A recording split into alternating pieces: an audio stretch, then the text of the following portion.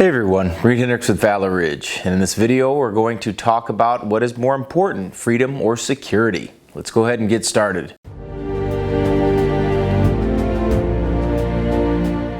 One of the most disturbing trends that I've found in the last several years is this idea that people need to be safe at all times. And this, of course, didn't start just a few years ago.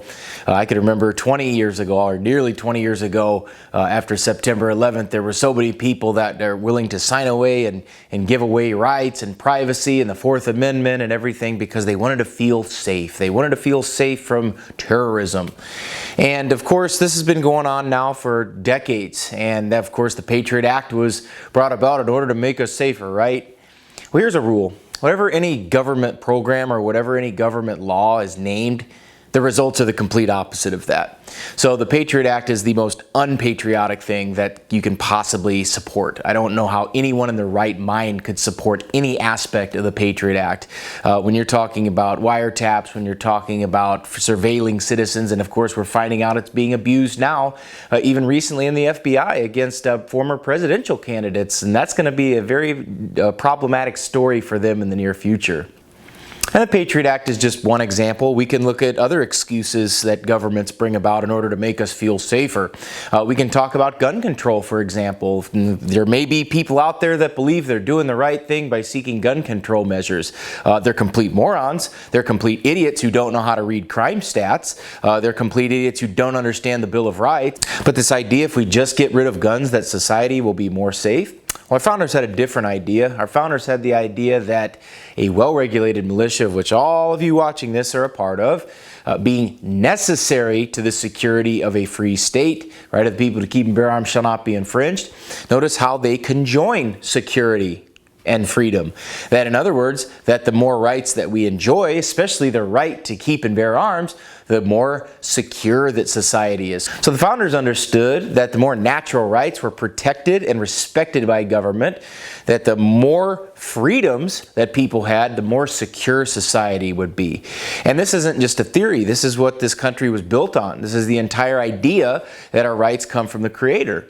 This is a very simple concept that many are unwilling or unable to understand. And of course, the results are that the places where the strictest gun control measures are in effect are the most violent. For example, you can take this all the way across city by city by city, state by state by state, and you're going to find that gun control has zero impact on crime. Well, actually it does. It makes crime go up. So we can look at these examples and know that, once again, the results, the names of all these laws, the results are the complete opposite. We could even use examples from the last couple of months. I keep listening to all these scaredy cats out there. These are people that are older than me, some of them are my age, some of them are younger than me. And I've just heard the drivel come out of people's minds that, oh, we need to stay shut down in our houses until this thing passes. You know who does stuff like that? Children.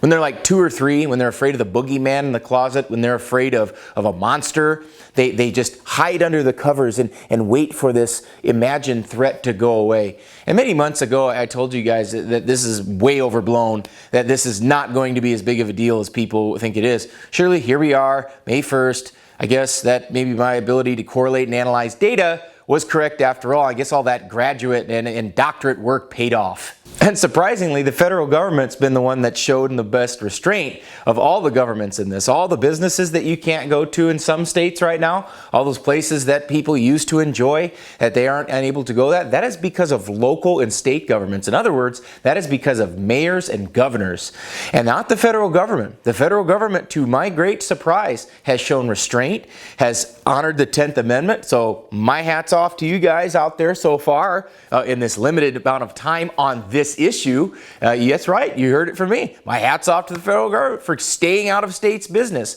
Now, however, some of the states get an abysmal thumbs down on their rating, on how they've done this. And when you look at states like New York, and when you look at states like Illinois, and when you look at states like New Jersey, real big surprises there that those states are infringing on people's liberties, right? Real big surprise that the highest taxed states are the most failed states in the country. Big surprise, right? So we look at this whole situation, and I don't know what's worse, the government's response or the very fact that there are people, citizens of this country, willing to just sit there and take it like some person getting a beat down and asking for more. And this is a big problem to me. When I look at people that are looking to call numbers for people not wearing masks in public, like, listen, guys, stop imagining something that's not there. Stop buying into all the hype. And the longer this thing goes on, the more hype we're going to realize that it was. And I think people are going to get pretty pissed off when all this is said and done about how overblown this entire situation was and just what a false bill of goods that the government tried to sell us. And we've been through things like this before. We've been through H1N1. We've been through the Asian flu in the 50s. You know, we've been through other very deadly strains of flu in the 60s as well. Government didn't get shut down. We went through the Spanish flu in the 1920s. Country didn't get shut down. We've been through other things. We've been through things that are much, much worse than this, that are much more deadly, you know, that killed a lot more people than this. And that's without the overinflated numbers by certain states that code people's deaths a certain way so they get more funding. Gee, I'm sure there's not a conflict of interest there. And yeah, I'm brave enough to say it. And if you got a problem with what I'm saying, once again, refute it. Refute it. See, I don't debate people with my feelings and emotions. I debate them based on research and information and facts from credible sources, you know, not just some Facebook post. So I value freedom over security. And in fact, I would say that security comes through freedom. I would say that security comes through our individual rights. Governments only govern by consent, and that is to secure. And the only reason we consent to their governance is because we are here to secure our life, liberty, and the pursuit of happiness. So that is why we consent to being governed, ladies and gentlemen. And if you got a problem with that, then take it up with the Founding Fathers. Take it up with our foundational charter of governance that was brought about in July of 1776, if you've got an issue with it. And here's the thing, guys. If you want to stay in your house, stay in your house. If you don't want to go to work, then don't go to work. If you don't want to contribute to society, don't contribute to society. Here's the big difference. I won't feel sorry for you, and I don't think that you should be subsidized and supported in any way, shape, or form. And given that I believe a secure society comes about by freedom, what better way to exercise your Second Amendment rights? What better way to learn how to protect yourself and your family? And that's what we do here at Valor Ridge. We do this nearly on a weekly basis, and we've trained all kinds of people in how to defend themselves and their family.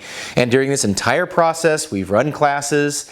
Most of them have been sold out because it's crucial. It's absolutely vital to this country that people are armed and know how to use their firearms to defend themselves and their neighborhoods and their families. It's a crucial, important deal. It needs to be happening all the time.